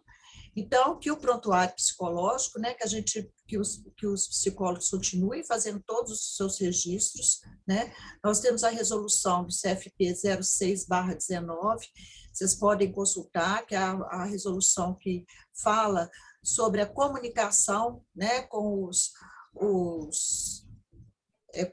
comunicação do psicólogo, né, com ele, com os parceiros, é obrigatoriedade, né, através do registro documental decorrente da prestação de serviços. Né? Então, eu acho que é importante estar sempre com as resoluções, observando o quê? Sempre, né, as resoluções do Conselho e o Código de Ética. Né? Mas a gente tem essa resolução, inclusive, comentada, então ela ajuda muito ao psicólogo, então pode achar no próprio site do CFP, ou do nosso conselho aqui, né? Eu tenho certeza que está lá. Tem mais uma pergunta, eu queria já que o pessoal nosso, agradecer, né? Quem estiver chegando agora também, já estamos aí nos blocos da saúde, desse nosso evento, Saúde Mental e Condições de Trabalho da psicóloga no hospital em tempos de pandemia. Eu também queria pedir que vocês podem fazer uso da palavra, tá? Podem abrir aí o microfone, só levantar a mãozinha aí, que eu passo a palavra para vocês, e vocês podem diretamente conversar com as nossas convidadas e também fazer alguma pergunta que vocês queiram, tá ok? Eu vou fazer mais uma pergunta que eu estou aqui com ela, que tem várias até, né, gente? Não é só uma. A da Marcela Faria, essa que eu já fiz agora, dos prontuários, né? E, enquanto eu não vejo nenhuma mãozinha levantada por aqui, eu vou fazer uma da Márcia de Castro Laranjo, que vocês pensam que os vídeos chamadas para os familiares dos pacientes em CTI COVID podem ser feitas por assistentes sociais, ou é mais adequado ser realizado pela psicologia? Os vídeos chamadas. Olha, em relação a isso, eu desconheço se tem algum tipo de orientação que seja específica para a psicologia. Aqui no HCOR, basicamente, escolheu-se que elas seriam feitas pelo pessoal ligado à área da psicologia como um todo, né? Inclusive, nós tivemos, assim, alguns processos no início que alguns médicos queriam fazer, mas a gente acabou, né, não dando muito certo, porque nós até montamos todo um roteiro e um procedimento, né, de orientação para que isso acontecesse de uma forma organizada. E o que eles alegam é que, às vezes, as pessoas se mobilizam muito, o paciente fica muito mobilizado, e que aí, então, o psicólogo teria condição de fazer esse acolhimento. Mas, de toda forma, eu não vejo como impeditivo, até porque, assim, gente, podem ter muitos locais que não tem um psicólogo na equipe para fazer isso. Então, acho que, de fato, não vejo nada contra isso, né? Acabou sendo que em muitos hospitais é feito pela psicologia. Eu mesmo conheço algumas colegas de outros locais que também fazem isso, mas não vejo nada contra, né, em relação a isso. O que teve há pouco tempo, né, e que deixou a gente muito preocupado, teve aí um documento que o Conselho Federal de Medicina soltou aí nos meios aí de comunicação, dizendo que era proibido fazer videochamada, que era proibido abordar o paciente, colocar esse paciente em relação à família, e depois parece que eles voltaram atrás, porque no primeiro momento nós ficamos até sem saber se a gente poderia continuar a fazer isso ou não, né? Porque isso foi pontuado, mas também houve um retrocesso em relação a isso, e o que ficou mais assim colocado é que não seria permitido em situações que o paciente estivesse sedado ou sem possibilidade de contato com a família, tá? O que também isso é muito relativo, porque, gente, é muito complicado você ter um familiar na UTI, você não poder visitar, você não poder chegar perto, ele estar entubado, ele estar desacordado, né? E você falar, você não pode ver o seu paciente, você não pode ver o seu familiar, né? Então, isso é conversado com a equipe médica, é analisado caso a caso, e às vezes a gente faz a chamada para a família poder olhar o paciente. Eu acho extremamente desumano você chegar para a família e falar, não, você não vai ver o seu paciente porque o Conselho Federal de Medicina não permite, né? Então, assim, é uma coisa feita com muito cuidado, com muito respeito, né? Não, isso não é exposto, né? O paciente não é exposto. Então, a gente toma, né, todas as precauções e ele pode, pelo menos, olhar o paciente, como é que ele está. Porque quem está do lado de fora, a gente já sabe que, olha quanta fantasia que você faz a hora que você está do lado da porta de fora de uma UTI, né? Numa sala de espera aí para receber uma notícia, ou esperando uma ligação telefônica para alguém dizer como o teu paciente está. Então, eu acho que essas coisas têm que ser avaliadas cada caso. E uma outra questão também que eu acho que é importante vocês estarem atentos, e isso nós temos que tomar muito cuidado, já aconteceu conosco aqui, e isso a gente não permite, é que as famílias são orientadas, inclusive quando elas são orientadas para a videochamada, que elas não podem gravar a videochamada, tá? Elas não podem gravar, por exemplo, procedimentos que são feitos quando eles estão perto de alguém da família. Isso tem acontecido muito, e acho que todos nós, enquanto profissionais, temos que tomar cuidado, porque isso daí pode gerar outras questões, né, jurídicas, que são complicadas, e que sempre é importante, por exemplo, a gente acionar o jurídico do hospital para orientações, né? Então, outro dia nós tivemos aí um caso de uma família com um paciente, que às vezes, eventualmente, no quarto pode ficar alguém, se é um paciente extremamente frágil, e ela queria filmar a técnica de enfermagem fazendo curativo. Isso não pode acontecer, né? E a gente tem que ter muito cuidado até de não gravarem conversas, né? que nós, às vezes, temos com o paciente, porque senão já infringe aí o sigilo, né? Então, essas tecnologias, por um lado, elas ajudam muito, né? Vieram para ajudar. Por outro lado, temos um cuidado muito grande a tomar nesse sentido para que não usem isso de uma forma inadequada, tá? Acho que é importante a gente dizer isso.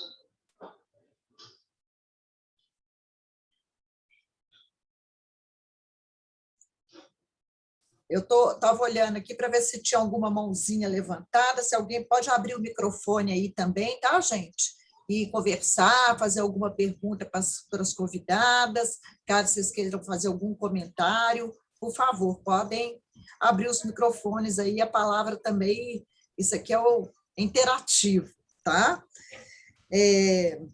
Então, eu vou falar, Júnior, levantei minha Ótimo. mãozinha aqui. Essa aí foi a que propôs a nossa live, tá, gente? É uma grande parceira e ela que nos convidou, né, Elaine? Um trabalho conjunto. Eu acho que a gente precisa ressaltar isso. A Cristina e a Silvia trouxeram muito bem. Ninguém sozinho vai dar conta dessas coisas. Uma equipe é importante para que a gente tenha condições de atender as demandas que chegam até nós. E assim também é com os trabalhos burocráticos e administrativos. O CRP tem trabalhado nessa linha. Eu levantei a minha mão aqui para parabenizar a objetividade e a clareza da exposição das duas convidadas, a Cristina e a Silvia, que eu conhecia de nome e agora tive o prazer de, pelo menos, ver a imagem, que a gente constrói uma imagem, né? Um tanto diferente da real, e eu espero um dia poder estar no encontro presencial, onde a gente possa sentir o calor humano. Com certeza. Obrigada. Que permeia as relações. Acho muito importante, de fato, essa temática de conversar sobre isso, porque os hospitais, geralmente, já é um lugar que fragiliza as pessoas que vão para lá com qualquer patologia, independente da gravidade, elas já vão, de certa forma, sensibilizadas e fragilizadas, e, às vezes, a família mais ainda.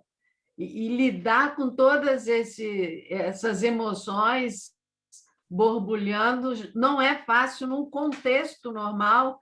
Você imagina num contexto onde a gente não tenha uma experiência anterior para ter a referência de como atuar. E é assim que nós estamos nesse pedaço, né? Nesse turbilhão de comportamentos. E é fundamental que a gente cuide de quem cuida, porque é muito fácil falar, fazer as homenagens, dar os agradecimentos. Isso é claro que é importante, eu não tiro a validade disso, mas olhar e escutar tão atentamente as necessidades daqueles que estão cuidando, quanto às necessidades do que estão sendo cuidados. E eu acho que vocês conseguiram mostrar isso de uma forma muito apropriada, muito clara e muito objetiva. Eu quero parabenizar. E aproveitar para agradecer, além da participação de vocês, que abrilhantaram o nosso encontro virtual, né? Vocês podem verificar aí pelo site a satisfação do público que está participando em função da pertinência do tema, em função da clareza do diálogo, da objetividade.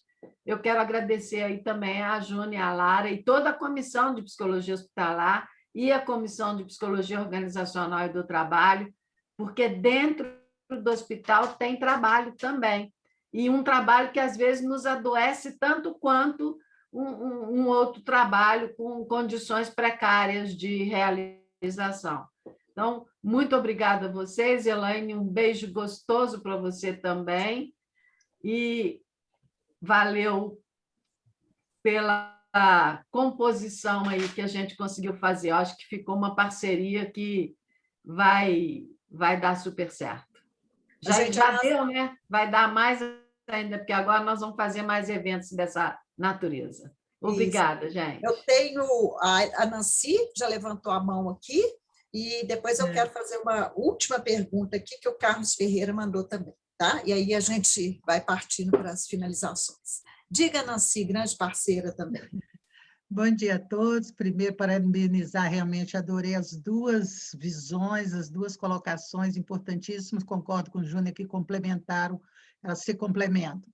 Eu queria colocar uma questão nova, porque sei que com a Covid diminuiu ou às vezes interrompeu o trabalho voluntário dentro dos hospitais.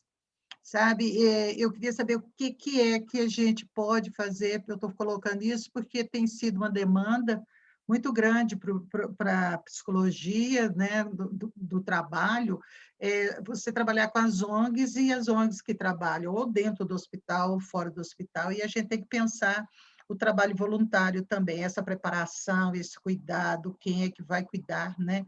O que vocês podem, né, pensar, nos ajuda a pensar, porque como eu sou da academia, né, eu sou professora da PUC Minas aqui em Belo Horizonte, então essa é uma demanda constante, eu estou sempre envolvida com ela e me havendo com coisas, diante inclusive agora da pandemia, coisas novas, né?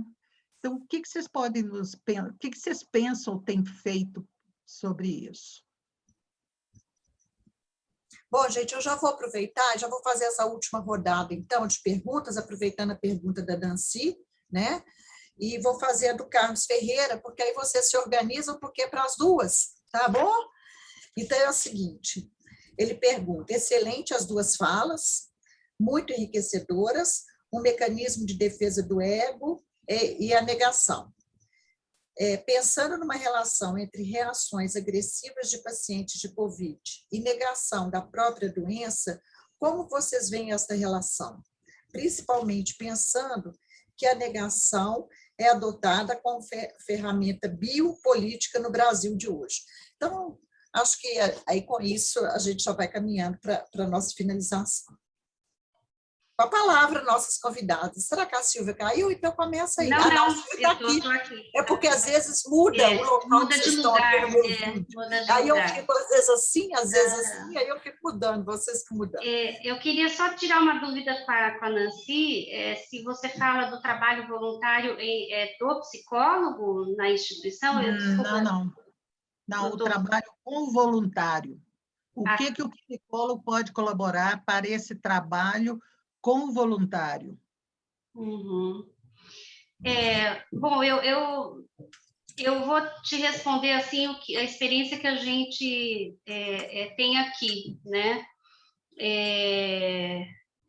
Aqui no hospital a gente tem uma rede de voluntariado, né? Que é composto por senhoras. Eu não sei se é exatamente isso que você está perguntando, assim, mas ele é composto por senhoras que são as pessoas que são a mantenedora do nosso hospital. O nosso hospital ele é um hospital filantrópico, né? E uma das coisas que nós tivemos assim no início é que as nossas voluntárias não podiam vir trabalhar e não podiam desenvolver o trabalho aqui dentro, né? Que ele envolve uma série de situações, desde várias ações de levar o paciente de um lugar para o outro, entrar no quarto do paciente, ver se ele está feliz, enfim, tem várias situações aí que elas desenvolvem trabalhos artesanais, até com mães da pediatria, que são mães carentes, né? Enfim, mas aí elas conseguiram, né, surpreendentemente, desenvolver um trabalho paralelo, né? E aí eu acho que, independente da psicologia, eu acho que isso envolve a equipe como um todo. O que elas fizeram nesse contexto da pandemia? Elas conseguiram ajudar instituições, não só em São Paulo, mas no país inteiro, conseguindo arrecadar equipamento de proteção, né, e encaminhar toneladas de equipamento de proteção para funcionários de hospitais, para outros estados. Eles conseguiram confeccionar inúmeras máscaras, né, de tecido para distribuir para a comunidade do entorno do hospital. Recentemente, com essa questão da questão de as pessoas não terem mais os empregos e não terem o que comer, nós fizemos uma campanha interna e nós conseguimos chegar a 10 toneladas de alimentos doados para poder distribuir entre 3 instituições carentes aqui de São Paulo, né? Então, às vezes, ela não precisa estar aqui dentro do hospital, ela pode estar lá fora. E a gente também, enquanto ser social, né, uma pessoa da comunidade, né, a gente pode também, enquanto equipe, ajudar. A nossa equipe conseguiu se juntar e comprar 10 cestas básicas para serem doadas nesse processo aí, né? As vacinas que aqui nós tomamos, nós também levávamos 1 quilo de alimento não perecível. Então, assim, a gente tem muitas coisas que podem ser feitas. Eu não sei se era isso exatamente que você estava perguntando, mas todos nós podemos colaborar enquanto equipe, né? E elas fizeram um trabalho, assim, que eu vou dizer para você, eu tenho um orgulho enorme de pertencer a essa instituição, porque é incrível o que essas senhorinhas fazem de dentro de casa, né, em termos de conseguir o que elas conseguiram. Não dá nem para explicar muito para vocês, senão eu vou ficar mais um tempão aqui contando, né? Mas é fantástico isso. Então, eu acho que você tem muitas formas de se doar, inclusive, assim, poder estar, assim, acolhendo famílias dessas pessoas que trabalham aqui, que são pessoas que adoecem, né? Ter esse acolhimento também indireto, né? Proporcionando coisas boas, coisas positivas nesse momento. Eu não sei se a Cris quer também colaborar, antes da gente passar para a resposta da outra pergunta, né, Cristina? Eu acho que eu não tenho muito a contribuir aí, não, nessa questão do trabalho voluntário, da psicologia especificamente. Eu penso que lá no hospital há um trabalho voluntário das doulas, que é um trabalho muito bacana, é um trabalho em que elas têm um conhecimento que é transmitido uma a uma, sabe? É um trabalho responsável e reconhecido. Então, há um lugar para isso. Eu acho que o trabalho voluntário ele tem que ter uma estrutura também, né? Para que ele possa ter esse lugar. Eu acho que a sociedade carece, né? Na psicologia, seria maravilhoso. Eu acho até, né, Cristina, que a gente até viu, né, em relação à psicologia especificamente, a gente viu muitos colegas, né, se oferecendo para atender a população sem cobrar, sim, né? Sim. Então, assim, muito bacana isso. Eu acho que isso foi fantástico também, né? Uhum. Eu acho que aqui no hospital, por exemplo, a gente tem toda uma estrutura que a gente acolhe. Não só familiares de funcionários, mas o próprio funcionário tem todo um processo. Mas fora daqui, eu acho que houve, né, uma movimentação, inclusive pela própria Sociedade de Psicologia Hospitalar. Nós vimos aí muitas pessoas mandando, né, mensagens, oferecendo esse acolhimento emocional, né? Uhum. Mas eu concordo com você, eu acho que isso também tem que ser feito de uma forma organizada e preparada, porque senão, de repente, pode caminhar para uma coisa não muito adequada, né? Então, eu sempre tenho um pouco de medo disso daí, de ficar uma coisa assim, que fique inadequada, dependendo da forma como você executa isso, tá? Não sei se era isso, Nancy, que você queria. Ô, Nancy, também complementando essa questão, eu acho que essa questão do voluntário, ela é muito debatida e muito discutida com a Comissão de Emergência e Desastres. Não sei se a Renata está aqui assistindo, porque é exatamente. Então, qual que é o direcionamento que encaminhamos? Dentro, porque às vezes, e isso foi algo que aconteceu em especial aqui em Minas, né, Silvia, né, porque nós estamos aqui em Minas, nas tragédias que nós vivemos em Brumadinho, em Mariana, porque às vezes os psicólogos extremamente bem orientados, e não só o psicólogo, mas as psicólogas, né, mas de outras categorias também, chegavam para ajudar, mas de uma forma desorganizada. Então, a gente sempre coloca que isso faça parceria com as políticas públicas, com esse encaminhamento com as políticas públicas, com o gerenciamento, então, aí, né? Porque essa questão do voluntariado, até na própria resolução de emergências e desastres, ela trata disso num item só com essa questão do voluntariado, né? Que é algo que tem que ser feito dentro na emergência e desastre, em parceria, porque às vezes acabava tumultuando lá.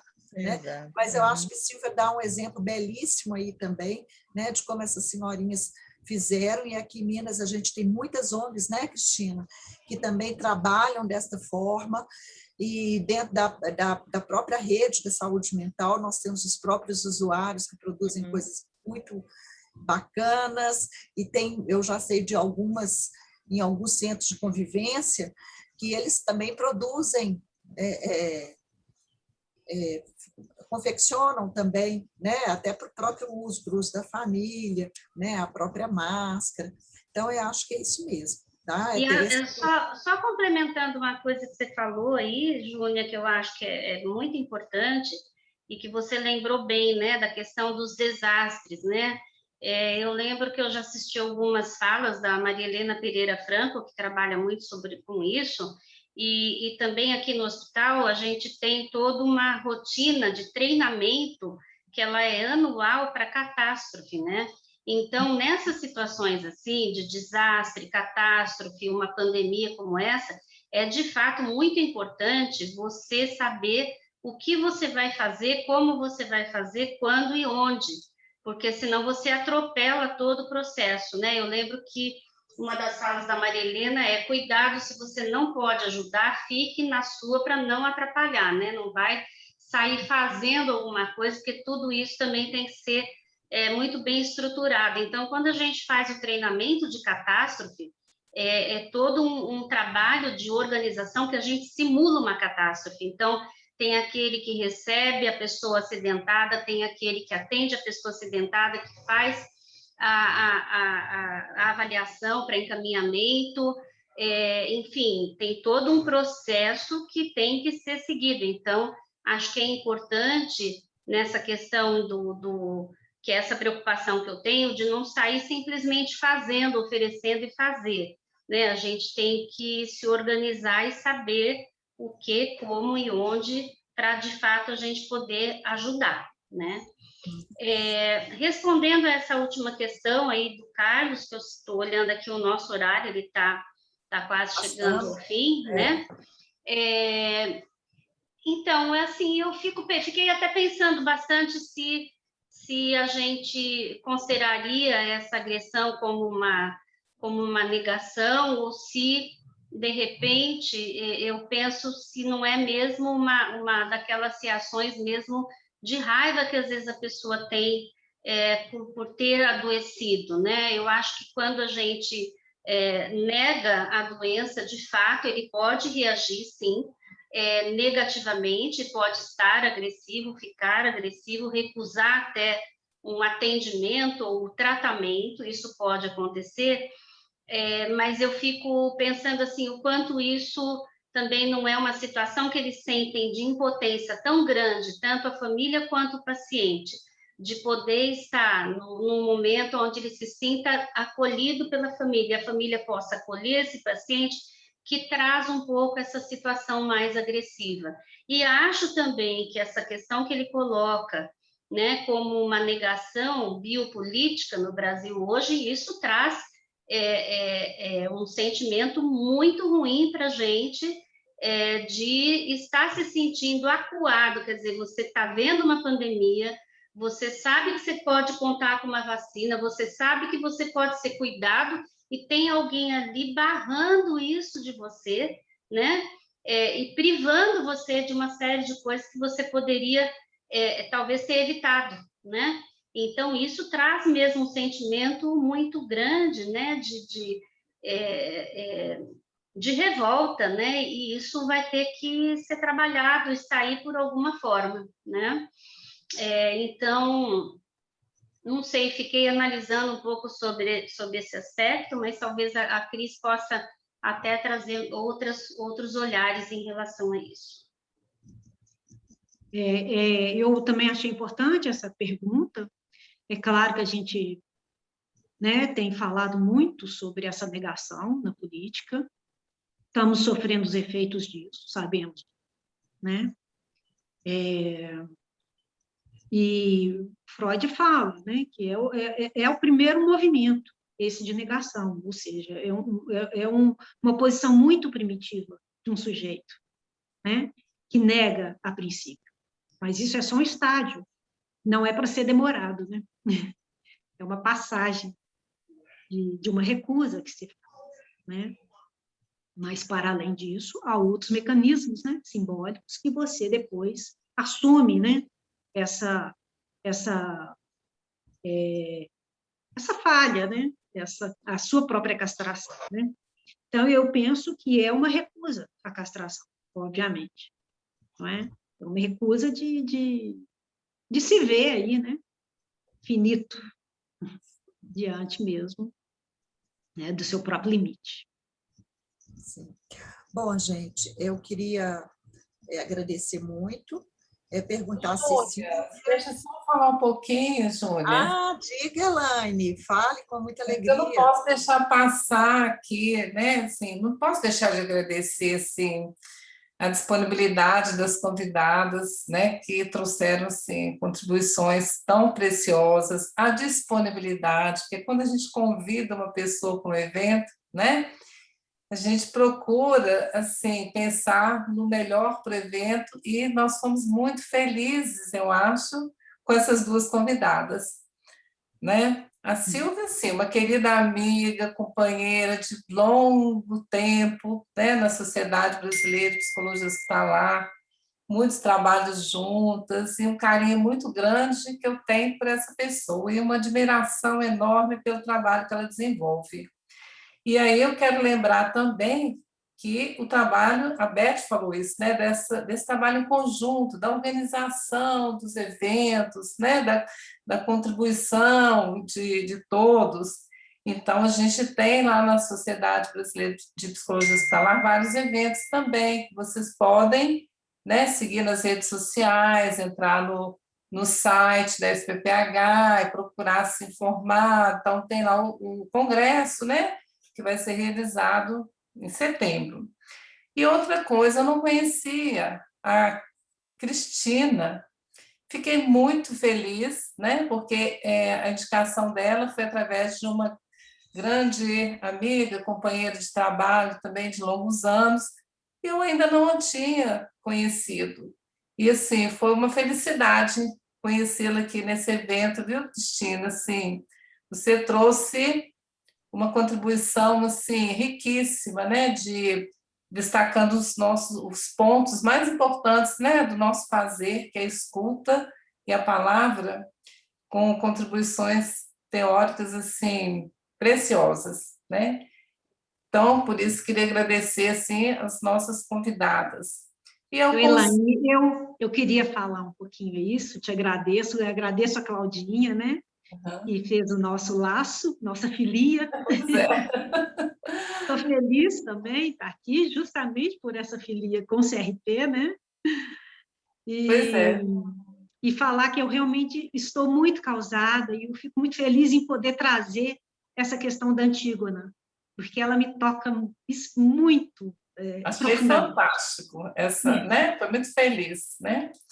E o conselho, né? O conselho de psicologia, assim, eu tenho uma história com o conselho muito grande, muitos anos, e com a Júnia, né? Parceira, assim, e amiga de muito tempo, desde quando eu conheci no conselho de psicologia, né? Então, a gente tem uma relação de afeto e eu tenho uma relação, assim, com esse conselho, assim, que é da ordem do afeto mesmo, e das contribuições, que o Conselho também não tem, né, se furtado a esse trabalho de orientar os psicólogos através desses eventos, né?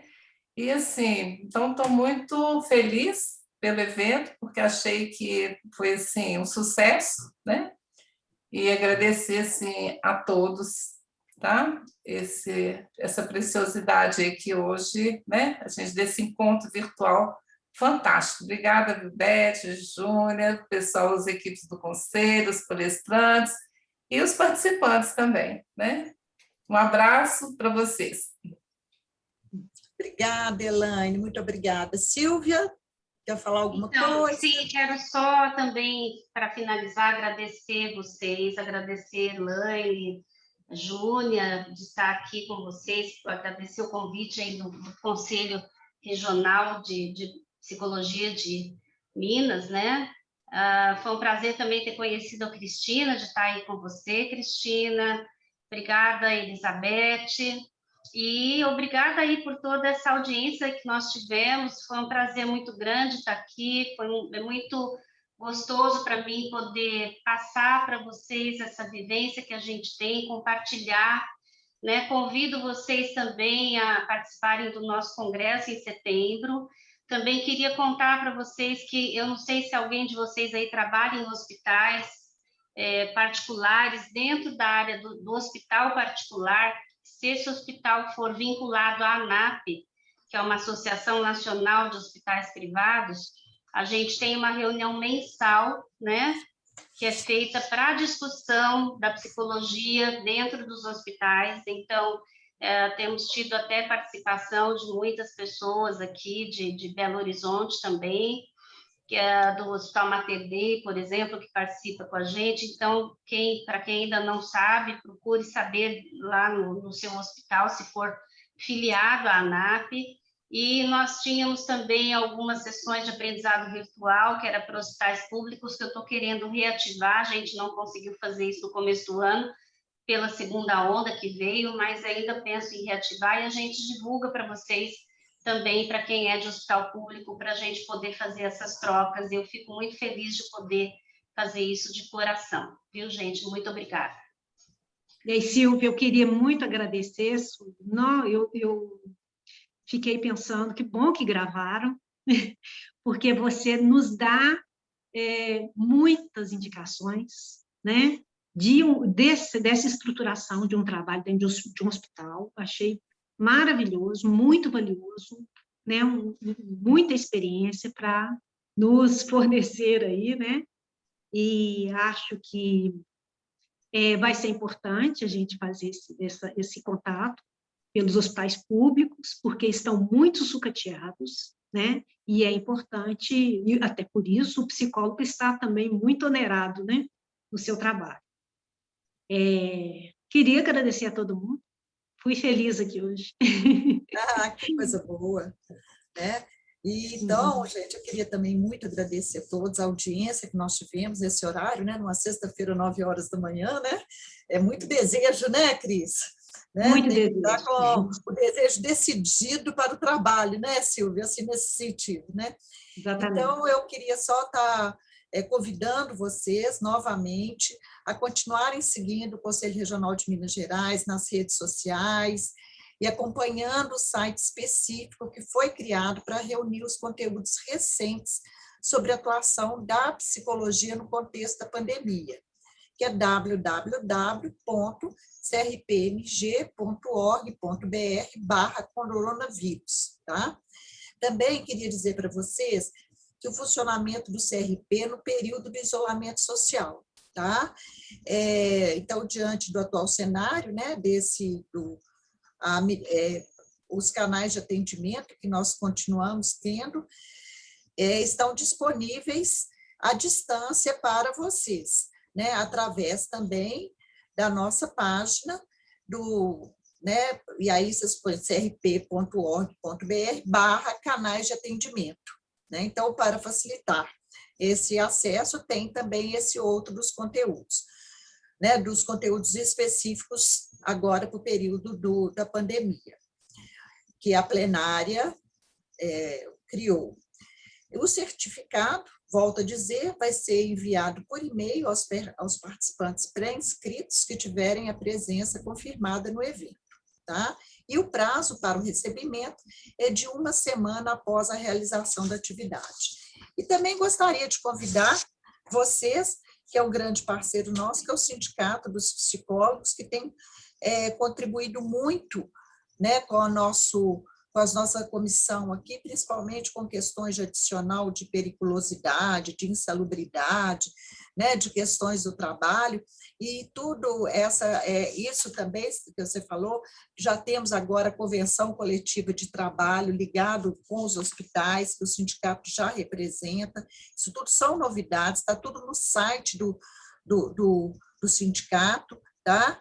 Então, eu convido vocês também a acessarem lá o site do psicólogo, do sindicato, ou qualquer dúvida que vocês tiverem, podem mandar para a gente aqui no CRP, que a gente faz a parceria e entramos em contato com vocês.